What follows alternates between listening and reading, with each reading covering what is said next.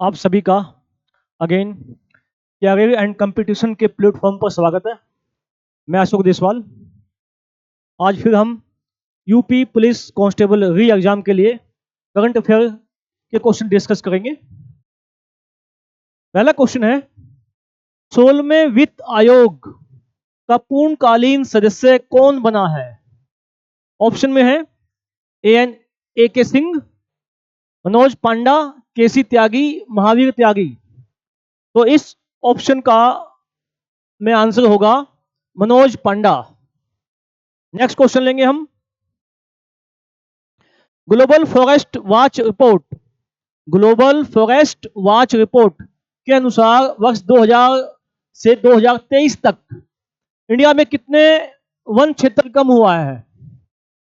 Global forest watch report is produce by, इसको जारी कौन करता है?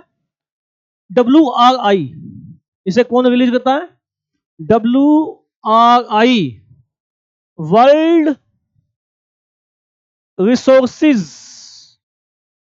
Resources institute. Global forest research institute के अनुसार वन क्षेत्र जो कम हुआ है वो हुआ है 2.33 मिलियन हेक्टेयर। तो इसका अर्थ है कि इंडिया में वन काटे जा रहे हैं और वनों की संख्या कम होती जा रही है। अगला क्वेश्चन करेंगे, चुनाव आयोग ने मतदाताओं को प्रोत्साहित करने के लिए किस अभिनेता को ब्रांड एम्बेसडर नियुक्त किया है? ऑप्शन में है आयुष्मान खुराना, अजय देवगन, अमिताभ बच्चन या ऋतिक रोशन। तो इस प्रश्न का आंसर होगा आयुष्मान खुराना।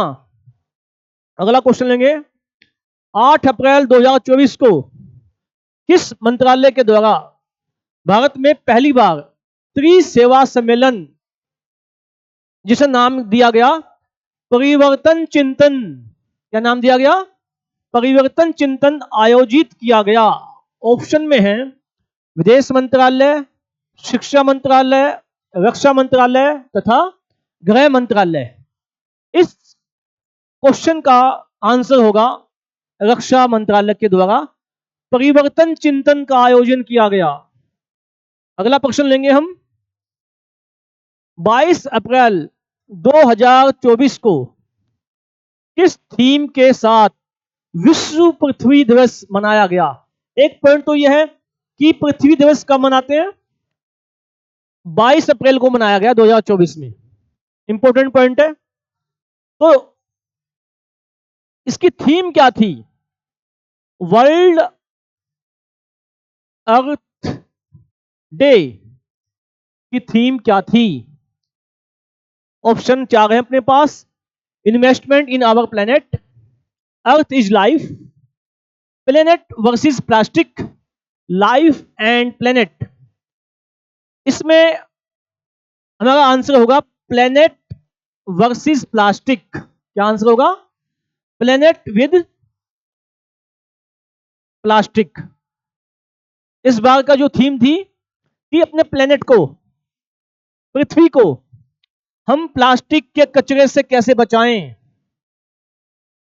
तो इंडियन गवर्नमेंट ने तो इस पर बैन भी लगा रखा है, प्लास्टिक की जो थैलियां इन पर। तो हमें सबको इस पर ध्यान देने की आवश्यकता है कि हम प्लास्टिक का जितना भी प्रयोग करें कम प्रयोग करें इसका, क्योंकि यह बायोडिग्रेडेबल नहीं है, यह अपने आप समाप्त नहीं होती जल्दी से। अगला पॉइंट क्वेश्चन है, लक्षद्वीप में शाखा खोलने वाला पहला निजी बैंक कौन बना? पहले तो बताते हैं लक्षद्वीप कहां पर है। लक्षद्वीप अरब सागर में एक द्वीप है भारत का। इसकी राजधानी क्या है? कवारती राजधानी है। अब यहां पर एक बैंक खोला गया है। लक्षद्वीप जो है वो यूनियन टेरिटरी है इंडिया की, केंद्र शासित प्रदेश है, जनसंख्या में सबसे छोटा है तथा क्षेत्रफल में भी लक्षद्वीप सबसे छोटा है। तथा लक्षद्वीप प्रवाल भित्ति से बना द्वीप है। किससे बना है? प्रवाल भित्ति से कहते हैं इंग्लिश में कोरल रीफ्स, मूंगे की चट्टान से बना है लक्षद्वीप। लक्षद्वीप में पहला बैंक जिसने शाखा खोली है, ऑप्शन में है axis bank, HDFC bank, yes bank या आईसीआईसी बैंक। तो इसमें ऑप्शन में होगा एचडीएफसी बैंक। एचडीएफसी बैंक ने लक्षद्वीप में अपनी पहली शाखा खोली है। नेक्स्ट पॉइंट, पेरिस ओलंपिक 2024 में ओलंपिक कहां होने जा रहे हैं? ओलंपिक होंगे फ्रांस की राजधानी पेरिस में, और इनमें क्वालिफाई करने वाली एकमात्र भारतीय है, इंडियन वेट लिफ्टर पूछा। भारत तो तोलक मतलब वेट लिफ्टर कौन है? ऑप्शन में है विद्यारानी देवी, मीराबाई चानू, जेरमी लार्निंग, कर्णम मल्लेश्वरी। तो इस क्वेश्चन का आंसर है मीराबाई चानू। मीराबाई चानू ने पेरिस में वेट लिफ्टिंग में क्वालिफाइंग किया है। कर्णम मल्लेश्वरी जो है ये रिटायरमेंट ले चुकी है। भारत की तरफ से पहला वेट लिफ्टिंग में कर्णम मल्लेश्वरी ने ही ओलंपिक में पदक जीता था।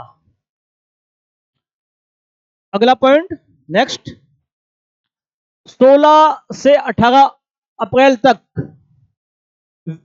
विश्व भविष्य ऊर्जा शिखर सम्मेलन 2024 का 16वां संस्करण कौन सा है? 16वां संस्करण कहां आयोजित किया गया है? थाईलैंड, अजरबैजान, इंडिया, संयुक्त अरब अमीरात। तो इस प्रश्न का आंसर है संयुक्त अरब अमीरात, यूएई। नेक्स्ट पॉइंट, 7 अप्रैल को किस विषय के साथ विश्व स्वास्थ्य दिवस वर्ल्ड हेल्थ डे दिवस मनाया गया? तो 7 अप्रैल को क्या मनाते हैं? विश्व स्वास्थ्य दिवस, ताकि हम स्वस्थ रहें, स्वस्थ जीवन व्यतीत करें। इसका थीम क्या थी इसकी? ऑप्शन में है मेरा स्वास्थ्य मेरा अधिकार, स्वास्थ्य जीवन जन अधिकार, सादा जीवन उच्च विचार, स्वस्थ पूरा संसार।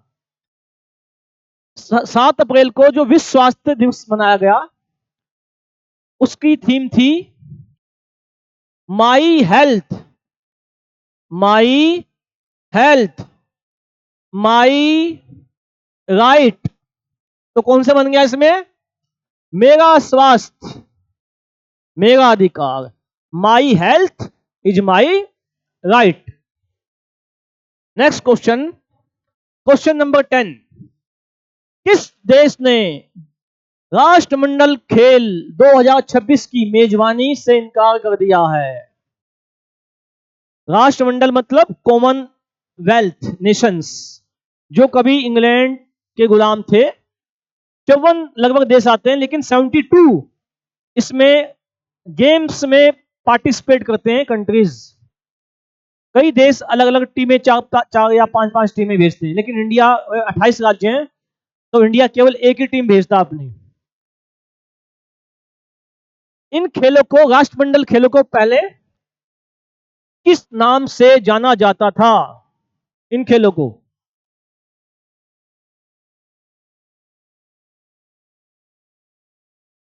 इन खेलों को 1930 में पहली बार शुरू हुए। इनको ब्रिटिश एम्पायर गेम्स के नाम से जाना जाता था। किस नाम से? ब्रिटिश एम्पायर गेम्स के नाम से जाना जाता था। तो कॉमनवेल्थ राष्ट्रमंडल खेल 2010 में कहां हुए थे? 2010 में इंडिया में आयोजित किए गए थे, नई दिल्ली में आयोजित किए गए थे। अगले प्रश्न पर आते हैं। तो इसमें आंसर में क्या है? Qatar, Argentina, India, Singapore. तो सिंगापुर ने इनकी मेजबानी से क्या कर दिया है? इनकार कर दिया है। नेक्स्ट क्वेश्चन, विश्व डोपिंग रोधी एजेंसी वाडा की रिपोर्ट के अनुसार वर्ष 2022 में सबसे अधिक डोपिंग के मामलों की संख्या किस देश में पाई गई? डोपिंग वाडा की फुल फॉर्म है world anti doping agency. World anti doping agency जो खिलाड़ी केमिकल्स या ड्रग्स लेते हैं या वो प्रतिबंधित दवाएं लेते हैं जिनसे परफॉर्मेंस बेस्ट आए गेम्स में, और जो वाडा ने जिसमें प्रतिबंध लगा रखा है, मतलब वर्ल्ड एंटी डोपिंग, एंटी मतलब मना किया है, जो मना करती है, वे दवाएं जो प्रतिबंधित हैं और जो खिलाड़ी लेता है तो उसकी जांच होती है, नमूने की जांच होती है, उसके ब्लड सैंपल की या यूरिन की जांच होती है। यदि उस जांच में वो केमिकल मिल जाता है तो उस खिलाड़ी पर प्रतिबंध लग जाता है। प्रतिबंध कितना लगेगा ये वाडा डिसाइड करती है। तो वाडा जो है, वाडा का मुख्यालय कहां है? वाडा का मुख्यालय कहां है? वाडा का मुख्यालय मॉन्ट्रियल, मॉन्ट्रियल कनाडा, कनाडा के अंदर है। मॉन्ट्रियल कनाडा में इसका मुख्यालय है। कहां पर है? कनाडा में इसका क्या है? मॉन्ट्रियल में मुख्यालय वाडा का। इसी तरीके से NADA नाडा है, means national anti doping agency. National anti doping agency ये इंडिया की है। इंडिया में जांच करती है, इंडिया में जितने भी खिलाड़ी हैं किसी भी गेम्स में हो तो उनके ब्लड या यूरिन का सैंपल लिया जाता है, उसकी जांच की जाती है। अगर उसमें प्रतिबंधित दवाएं पाई जाती हैं तो उस खिलाड़ी पर प्रतिबंध लग जाता है। तो विश्व में क्या है? वाडा है, और इंडिया में क्या है? नाडा, NADA नाडा, नेशनल एंटी डोपिंग एजेंसी। हर साल, हर महीने ये अपनी रिपोर्ट रिलीज करती है, गेम्स से पहले भी और गेम्स के बाद भी खिलाड़ियों की, और पर्टिकुलर समय समय पर खिलाड़ियों की जांच की जाती है, नमूने लिए जाते हैं।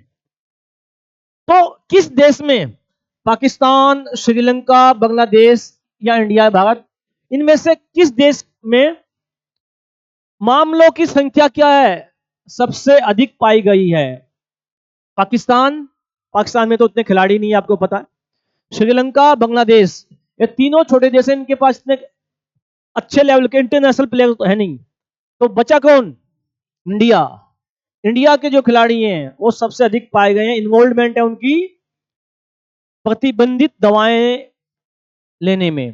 प्रतिबंधित दवाओं से परफॉर्मेंस बढ़ती है खेल की, गेम की। इस वजह से कुछ खिलाड़ी शॉर्टकट में वे प्रतिबंधित दवाएं लेते हैं, जो बिल्कुल सरासर गलत है। अगला क्वेश्चन,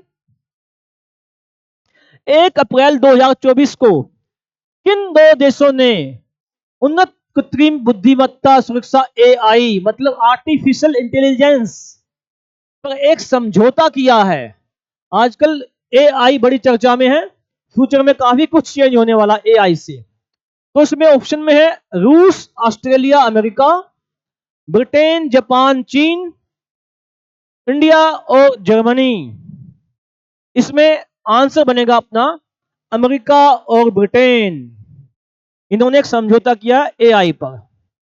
अगला पॉइंट, इंडिया के पहले प्राइवेट सब मीटर रेजोल्यूशन सर्विलांस सैटेलाइट को किसने लॉन्च किया है? प्राइवेट, देखिए प्राइवेट शब्द लिखा है इसमें, sub metre resolution surveillance satellites, Agnikul, cosmos, Dhruva space, Tata advance system limited या स्काई रूट एरोस्पेस। क्या आंसर बनेगा इसका? इसका आंसर क्या बनेगा? इसका आंसर बनेगा Tata advance system limited. C is the answer. Next question, Israel ने ईरानी हमले को रोकने के बाद अपने डिफेंस ऑपरेशन का नाम क्या दिया है?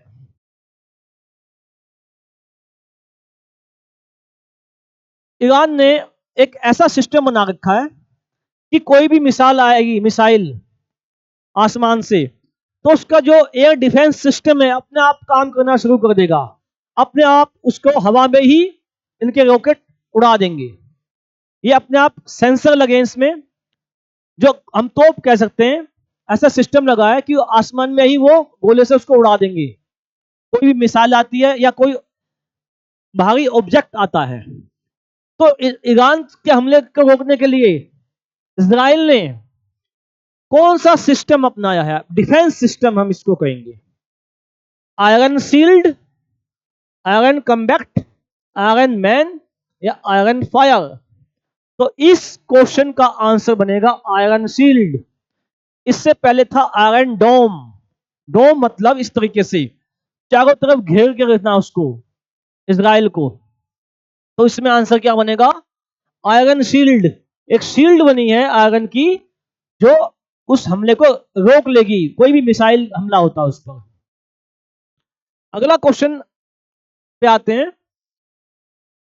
4 अप्रैल 2024 को नाटो का कौन सा स्थापना दिवस मनाया गया? नाटो की फुल फॉर्म क्या है? North Atlantic Treaty Organization. कौन सी है? नॉर्थ अटलांटिक ट्रीटी ऑर्गेनाइजेशन, इसकी फुल फॉर्म है। नाटो में कितने सदस्य देश हैं? नाटो में 32 सदस्य देश हैं। कितने हैं? नाटो में 32 सदस्य देश हैं। इसका मुख्यालय कहां है? नाटो का मुख्यालय ब्रुसेल्स, ब्रुसेल्स, जो बेल्जियम की राजधानी है, बेल्जियम में है। कहां पे है? ब्रुसेल्स में है। बेल्जियम की राजधानी ब्रुसेल्स में नाटो का मुख्यालय है। नाटो में 32 सदस्य देश हैं। इसमें अमेरिका और कुछ बाकी जो यूरोप के देश हैं, लगभग ये सब शामिल हैं। शीत युद्ध के समय नाटो का बड़ा महत्व था, और अब भी नाटो के सदस्य देशों का जो इसका जो संविधान है, ये कहता है किसी भी नाटो सदस्य देश पे हमला, इसका मतलब 32 देशों पे हमला, सब पे हमला मानते हैं ये इसके चार्टर में लिखा है। तो इसमें इसे कौन सा स्थापना दिवस मना? 75वां स्थापना दिवस मनाया गया नाटो का। अगला क्वेश्चन पे आते हैं। Question number 16। Miami open tennis प्रतियोगिता 2024 में पुरुष एकल का खिताब किसने जीता? मेन सिंगल टाइटल किसने जीता? ऑप्शन में है A Jannik Sinner, B Roger Federer, C Rafael Nadal, D Novak Djokovic. इसमें आंसर बनेगा ए जोनिक सिनर। ये किस देश के हैं? इटली के हैं। ये इंपॉर्टेंट पॉइंट है, ये भी आ सकता है कि जोनिक सिनर, जिन्होंने open tennis, Miami open tennis 2024 जीता है, ये किस देश के हैं? ये है इटली के। अगला क्वेश्चन। हाल ही में शुरू किए गए चिराग योजना का संबंध किस राज्य से है? ऑप्शन में है ए दिल्ली, बी हरियाणा, सी उत्तर प्रदेश और डी झारखंड। इसमें आंसर बनेगा बी हरियाणा। चिराग योजना क्या है? चिराग योजना में चौथी क्लास से लेकर, 4th क्लास से लेकर 12th क्लास तक के बच्चों को, 12th क्लास तक के, 12वीं क्लास तक के बच्चों को निःशुल्क शिक्षा दी जाएगी, लेकिन कहां पर? प्राइवेट स्कूलों में। कहां पर? प्राइवेट स्कूलों में, स्कूल्स में। प्राइवेट स्कूल्स में। इसका खर्चा कौन वहन करेगा? इसका खर्चा हरियाणा की गवर्नमेंट वहन करेगी। वही बच्चे जो प्राइवेट स्कूल में पढ़ना चाहते हैं, चौथी क्लास से लेके 12वीं क्लास तक के, वो प्राइवेट स्कूल में जाके एडमिशन ले सकते हैं। उनकी फीस कौन देगी? हरियाणा की गवर्नमेंट देगी।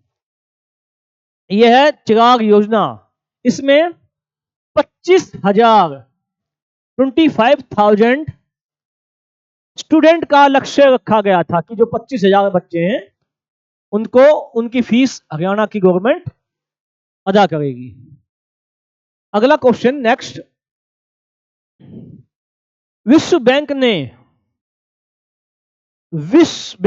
वित्त वर्ष 2024-25 के लिए भारत की जीडीपी वृद्धि दर कितनी प्रतिशत रहने का आंकलन किया है? ये किसने किया है? विश्व बैंक ने कहा है कि भाई इंडिया की जीडीपी जो है ना 24 और 25 में लगभग कितनी रहेगी? ऑप्शन में है 6.6%, 6.5%, 6.4% और 6.3%। Answer is 6.6%, 6.6%। ये बड़ा इंपॉर्टेंट क्वेश्चन है, आने वाले कई एग्जामों के लिए इंपॉर्टेंट है। ये किसने कहा है? वर्ल्ड बैंक ने। किसने कहा है? वर्ल्ड बैंक ने कि इंडिया की जो जीडीपी है वो कितना होगी? 6.6%।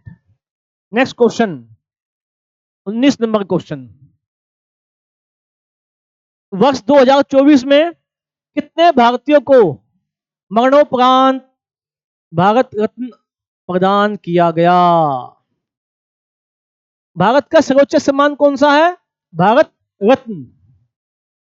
1954 में शुरू किए गए। कब? 1954 में। तो 2024 में यह अवार्ड 4 लोगों को दिए गए। पोस्थोमस। पोस्थोमस मींस मरणोपरांत, मरने के बाद उनकी फैमिली को दिए उनके नाम से। इनमें कौन कौन है देखें।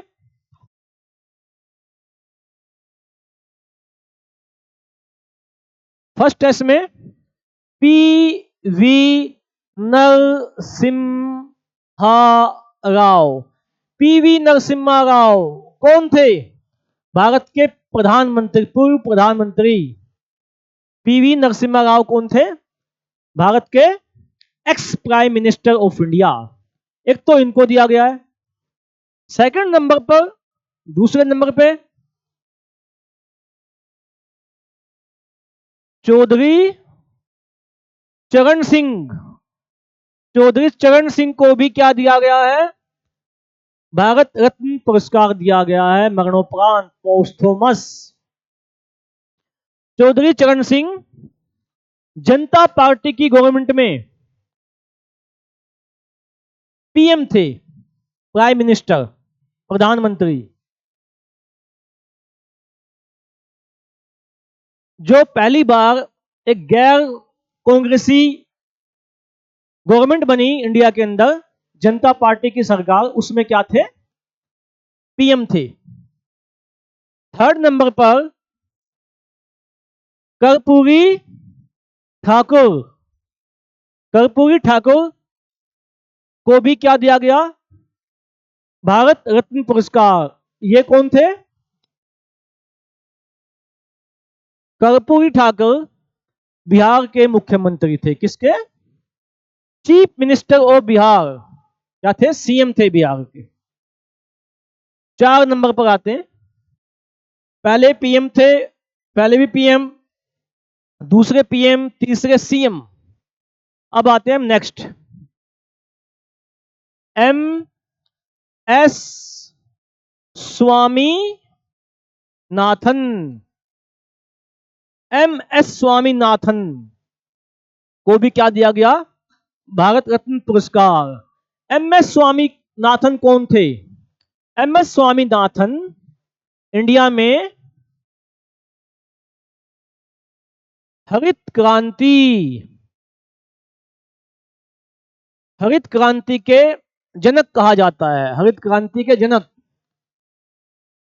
Father of green revolution in India is doctor MS Swaminathan को कहा जाता है। हरित क्रांति इंडिया में कब आई? 1966 1967 में हरित क्रांति इंडिया में आई। किस फील्ड में आई? अनाज के क्षेत्र में उत्पादन बढ़ा, गेहूं तथा चावल का उत्पादन काफी बढ़ा।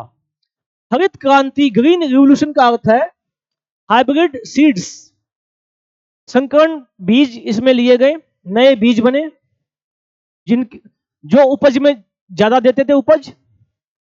पेस्टिसाइड इंसेक्टिसाइड का प्रयोग किया गया, केमिकल फर्टिलाइजर का यूज किया गया। केमिकल फर्टिलाइजर मतलब रासायनिक खाद जिसे हम यूरिया कहते हैं, जो खेतों में डालते हैं। And new technology is used, नई टेक्नोलॉजी का यूज किया गया, मशीनों का यूज किया गया, प्रयोग। तो इन सब का प्रयोग करने के बाद पर हेक्टेयर उत्पादन क्या बन गया? बढ़ गया। हरित क्रांति का प्रभाव सबसे ज्यादा किस किस क्षेत्र पे पड़ा? गेहूं और चावल के उत्पादन में। किस किस राज्य में हरित क्रांति का प्रभाव सबसे अधिक पड़ा? पंजाब तथा हरियाणा में। पंजाब में गेहूं प्रति हेक्टेयर इंडिया में प्रथम है पंजाब, सेकंड पर हेक्टेयर प्रति हेक्टेयर हरियाणा गेहूं के उत्पादन में सेकंड है। तो सबसे ज्यादा हरियाणा और पंजाब में हरित क्रांति का प्रभाव पड़ा। और चार जो लोग हैं 2024 में PV Narasimha Rao, Chaudhary Charan Singh, Karpoori Thakur, MS Swaminathan, these 4 people will get Bharat Ratna. तो इसमें आंसर क्या आएगा? 4 आंसर आएगा। 4 इज द आंसर, 4 लोगों को मिला। नेक्स्ट पॉइंट, 20 नंबर क्वेश्चन, किस राज्य में तिरंगा बर्फी और ढलुआ मूर्ति को जीआई टैग दिया गया है? GI tag. इसमें ऑप्शन है तिरंगा बर्फी मतलब 3 रंग की बर्फी होती है खाने की। ढलुआ मूर्ति एक मूर्ति बनती है पंजाब ऑप्शन में है, Haryana, Uttar Pradesh, Madhya Pradesh. Answer is Uttar Pradesh. UP में दोनों चीजें यूपी में है, इनको जीआई टैग प्राप्त हुआ है। नेक्स्ट क्वेश्चन, विश्व का पहला परमाणु ऊर्जा शिखर सम्मेलन कहां आयोजित किया गया? ऑप्शन में है Belgium, Austria, Britain, Denmark. Answer is Belgium.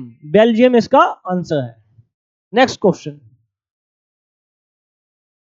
किस भारतीय प्रौद्योगिकी संस्थान द्वारा कैंसर के इलाज के लिए भारत की पहली घरेलू जीन थेरेपी लॉन्च की है? क्या की है? जीन थेरेपी लॉन्च की है। संस्थान है इंडिया का जिसने कैंसर के इलाज के लिए जीन थेरेपी लॉन्च की है। ऑप्शन में IIT Delhi, IIT Roorkee, IIT Kharagpur, IIT Bombay. Answer is IIT Bombay. IIT Bombay ने कैंसर के इलाज के लिए जीन थेरेपी को लॉन्च किया है। 23 नंबर क्वेश्चन, चर्चा में रहा कच्चा थीवू द्वीप, बड़ा इंपॉर्टेंट पॉइंट है, इंडिया और किस देश के बीच मध्य स्थित है? इस द्वीप पर काफी विवाद है, तो ऑप्शन में देखते हैं हम, श्रीलंका, इंडोनेशिया, मालदीव तथा म्यांमार। Answer is Sri Lanka. यह द्वीप इंडिया के पास था और इंडियन गवर्नमेंट ने, जो कांग्रेस की गवर्नमेंट थी, उन्होंने इस द्वीप को श्रीलंका को दे दिया। यह पॉइंट है आजकल चर्चा में काफी है। नेक्स्ट 24 क्वेश्चन, खबरों में रहा मुशकबूजी किसकी एक किस्म है?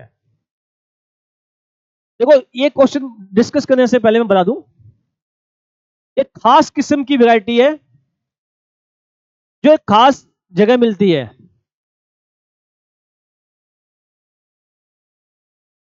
ऑप्शन में है गेहूं, केसर, चावल, लवेंडर।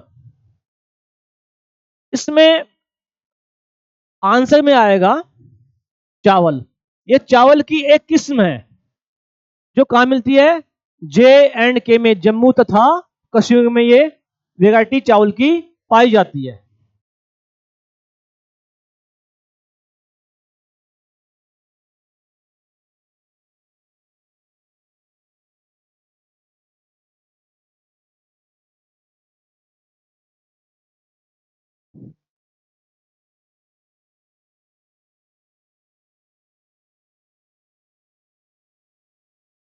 इसके अलावा मुस्क बूजी चावल की वैरायटी के अलावा चावल की एक वैरायटी होगा, इसे कहते हैं गोल्डन राइस।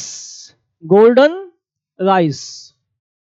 इस राइस में विटामिन बी 1 मिलता है, कोई भी चावल हो, विटामिन बी 1। लेकिन गोल्डन वैरायटी में क्या है, विटामिन बी 1 के साथ विटामिन ए भी होता है। कौन सा होता है, विटामिन ए। तो गोल्डन राइस देखने में पीले पीले कलर का होता है। गोल्डन राइस में विटामिन बी 1 और विटामिन ए, ये हाइब्रिड वैरायटी है, ये दोनों विटामिन इसमें पाए जाते हैं। और नॉर्मल वैरायटी जो है चावल की, उसमें खाली विटामिन बी 1 मिलता है।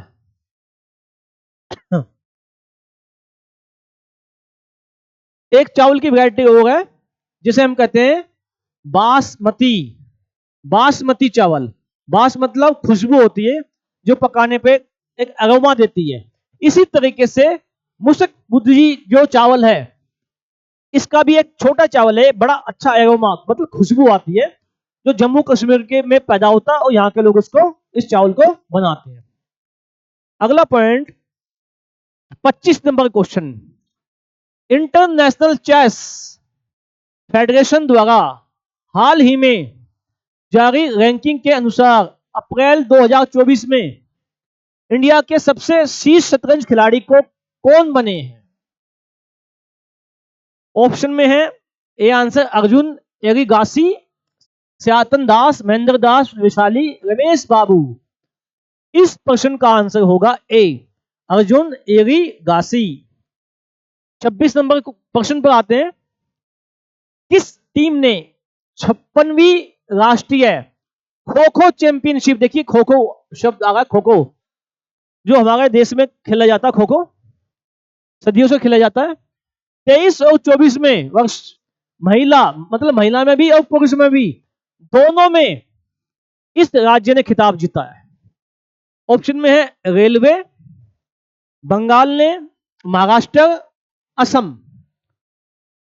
इस क्वेश्चन का आंसर बनेगा महाराष्ट्र ने male and female kho kho दोनों को टाइटल अपने नाम किया है। इंडिया ने किस देश में सीतवे बंदरगाह, नाम क्या है, सीतवे बंदरगाह को संचालित किया है, मतलब अपने अंडर में ले लिया है, इसको चालू कर दिया है लेके, एक विदेशी बंदरगाह पोर्ट, सी पोर्ट है। ईरान, कतर, श्रीलंका या म्यांमार? इस प्रश्न का आंसर होगा म्यांमार। म्यांमार में है सीतवे बंदरगाह या पोर्ट।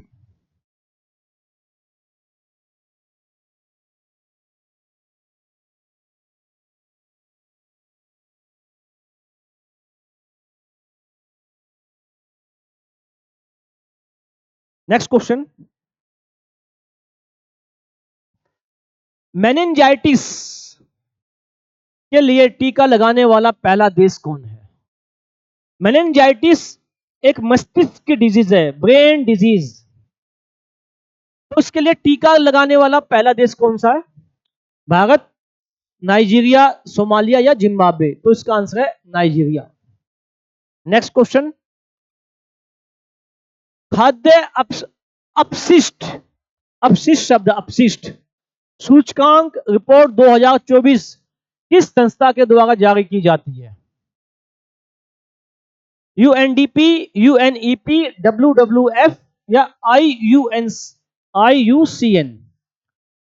ये रिपोर्ट जारी की जाती है UNEP, United Nation Environmental Programme, इसका जो हेडक्वार्टर है, इसका जो हेडक्वार्टर है वो नैरोबी, नैरोबी में है। नैरोबी किसकी राजधानी है?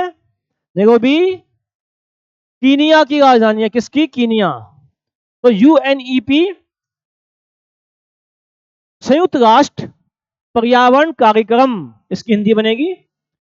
इसका मुख्यालय नैरोबी में है। नैरोबी है कीनिया की राजधानी। नेक्स्ट क्वेश्चन आते हैं 30 नंबर।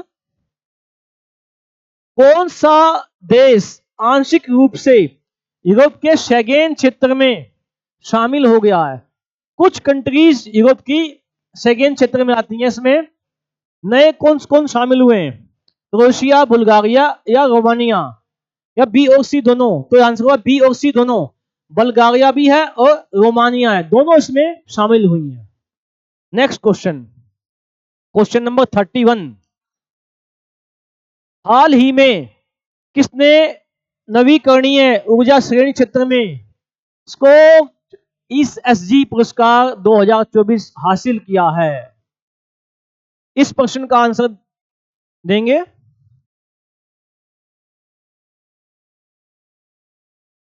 इसका आंसर देंगे स्कोच ESG अवार्ड है ये। एनटीपीसी है, अडानी एनर्जी है, टाटा एनर्जी या REC लिमिटेड? तो REC लिमिटेड इसका आंसर है। Next question 32। 1 अप्रैल 2024 को किस राज्य ने अपना 89th स्थापना दिवस मनाया? ऑप्शन है मिजोरम, मणिपुर, उड़ीसा या असम।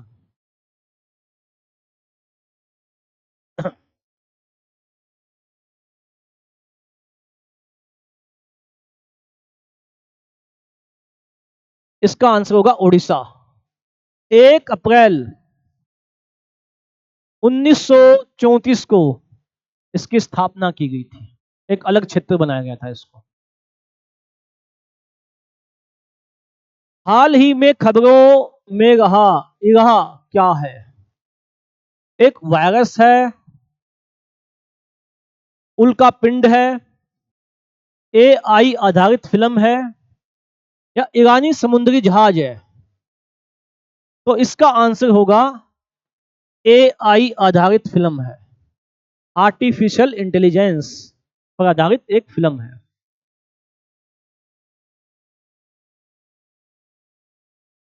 जुडिथ सुमिनवा तुलुका, जुडिथ सुमिनवा तुलुका किस अफ्रीकी देश की पहली महिला प्रधानमंत्री बनी? ये पहली महिला प्रधानमंत्री बनी है पहली बार। ऑप्शन है नाइजीरिया, गाम्बिया, कांगो, घाना। तो जुडिथ सुमिनवा तुलुका बनी है कांगो की पहली महिला प्रधानमंत्री। Question number 35। चर्चित भोजशाला और कमाल मौला मस्जिद किस राज्य में स्थित हैं? देखिए दोनों विवाद का विषय चल रहा है इस समय। तो ये किस राज्य में है? गुजरात, मध्य प्रदेश, राजस्थान या तेलंगाना? तो इसका आंसर होगा मध्य प्रदेश में है भोजशाला और कमाल मौला मस्जिद। नई दिल्ली में आयोजित किए गए हॉकी इंडिया अवार्ड्स 2023 में किसे player of the year award से सम्मानित किया गया? हॉकी इंडिया ने किसको प्लेयर ऑफ द अवार्ड 2023 घोषित किया? किस प्लेयर को, किस खिलाड़ी को? ए ऑप्शन है हार्दिक सिंह, बी सलीमा टेटे, सी जोजिमा रोड्रिग्स और डी ए और बी दोनों। तो इसमें हार्दिक सिंह और सलीमा टेटे दोनों हैं, तो आंसर बनेगा ए और बी दोनों। नेक्स्ट क्वेश्चन 1 अप्रैल 2024 को RBI reserve bank of India ने कौन सा स्थापना दिवस मनाया? बड़ा इंपॉर्टेंट क्वेश्चन है। 1 अप्रैल 2024 को रिजर्व बैंक ऑफ इंडिया ने कौन सा स्थापना दिवस मनाया? 28वां, 88वां, 91वां, 90वां या 87वां? तो इसमें आंसर होगा अपना 90वां, 90th स्थापना दिवस। रिजर्व बैंक ऑफ इंडिया की स्थापना 1 अप्रैल 1935 को की गई। कब की गई? 1 अप्रैल 1935 को। ठीक है। नेक्स्ट क्वेश्चन, वित्तीय वर्ष 2023-24 में भारत का कुल रक्षा निर्यात कितना रहा? बताइए। 24,083 करोड़, 22,083 करोड़ या 21,083, 25,083? तो ऑप्शन में सी आंसर है, 21,083 करोड़ रुपीस। किस राज्य के पाली जिले में दुनिया के पहले ओम आकार, मतलब ये ओम आकार के मंदिर का उद्घाटन किया गया? देख लीजिए, ओम, ये डिजाइन बनाया गया ओम का, इसका डिजाइन का मंदिर बना है। तो किस राज्य में बना है ये? गोवा, राजस्थान, तमिलनाडु या उड़ीसा? इस प्रश्न का आंसर होगा राजस्थान। क्वेश्चन नंबर 40, दुबई के प्रसिद्ध मैडम तुसाद संग्रहालय में किस तेलुगु अभिनेता की मोम की प्रतिमा स्थापित कर उन्हें सम्मानित किया गया है? मैडम तुसाद संग्रहालय जो है, ये मेन जो इसकी ब्रांच है वो इंग्लैंड में, लंदन में है, और फिर अलग अलग देशों में इसकी ब्रांचेस खोली गई हैं। लंदन में मेन है इसकी ब्रांच मैडम तुसाद की, जिसमें मोम के पुतले विश्व के जितने भी प्रसिद्ध लोग हैं, जो फिल्म एक्टर हैं, साइंटिस्ट हैं, राजनेता हैं, खिलाड़ी हैं, लेखक हैं या समाजसेवी हैं, इन सब को जो समाज में कंट्रीब्यूशन करते हैं, जो बड़े फेमस हैं, तो उनकी मोम की प्रतिमा लगाई जाती है। तो फिलहाल दुबई में लगाई गई है, दुबई के मैडम तुसाद में संग्रहालय में। एक साउथ इंडियन एक्टर है उनकी, रजनीकांत है, थलपति विजय है, अल्लू अर्जुन है या प्रभास है? तो इस क्वेश्चन का आंसर होगा अल्लू अर्जुन। अल्लू अर्जुन की प्रतिमा लगाई गई है।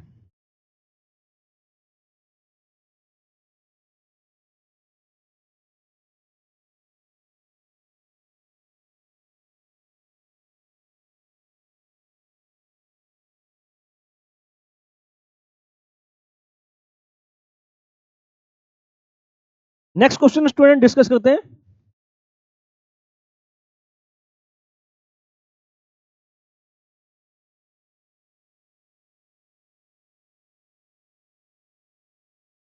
बीस जून 2024 को सेंट्रल गवर्नमेंट ने, केंद्र सरकार ने कितनी फसलों पर एमएसपी की दरें घोषित कर दी है तथा उनकी प्रतिशत बढ़ा दी है? एमएसपी को बढ़ा दिया है। मिनिमम सेलिंग प्राइस को उन्होंने, इसकी प्रतिशत को बढ़ा दिया है। किसान को अब ज्यादा पैसा मिलेगा उसी फसल का पिछले साल की तुलना में। तो इसका उत्तर होगा 14 फसलों, 14 फसलों पर केंद्र सरकार ने एमएसपी को बढ़ा दिया है। इनमें कौन कौन सी फसलें आती हैं? इनमें कौन कौन सी फसलें आती हैं? इनमें है कपास, सोयाबीन, उड़द और बाकी दालें। कपास और ये फसलें जो हैं सब क्या हैं? खरीफ की फसलें हैं। खरीफ की फसलों पर सेंट्रल गवर्नमेंट ने मिनिमम सेलिंग प्राइस को क्या है? बढ़ा दिया है।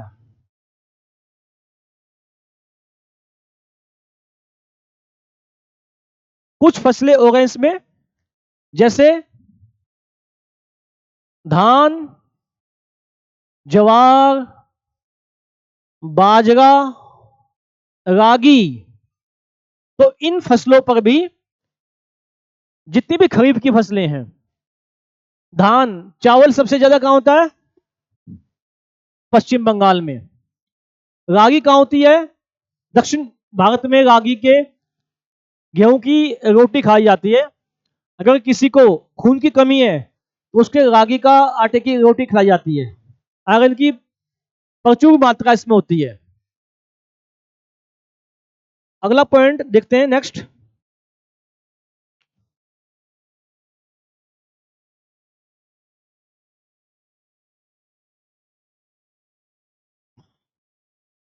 उन्नीस अप्रैल 2024 को केंद्र सरकार ने जो नालंदा विश्वविद्यालय के बनाने के लिए एक बड़ा फंड दिया था, तो हमारे प्रधानमंत्री नरेंद्र मोदी ने 19 अप्रैल 19 जून 2024 को नालंदा विश्वविद्यालय का उद्घाटन किया है। नालंदा विश्वविद्यालय को 1199 में बख्तियार खिलजी जो सेनापति था, उसने इस नालंदा विश्वविद्यालय को में आग लगा दी थी। आग भी कई महीने तक चली थी, जिसमें हजारों पांडुलिपियां जल के नष्ट हो गई थी।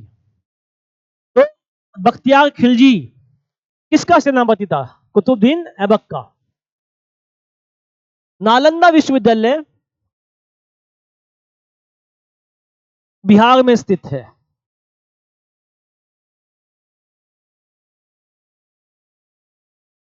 अगला एक पॉइंट और डिस्कस करेंगे। नवीन पटनायक उड़ीसा के मुख्यमंत्री लगातार कितने वर्षों तक रहे? नवीन पटनायक उड़ीसा के मुख्यमंत्री लगभग कितने वर्षों तक रहे? इसका आंसर क्या होगा?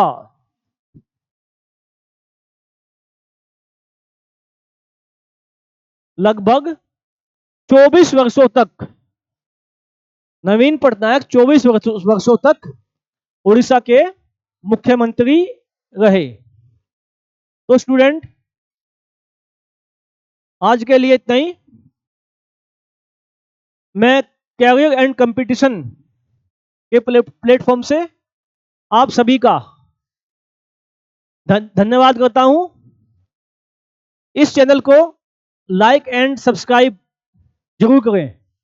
Thank you.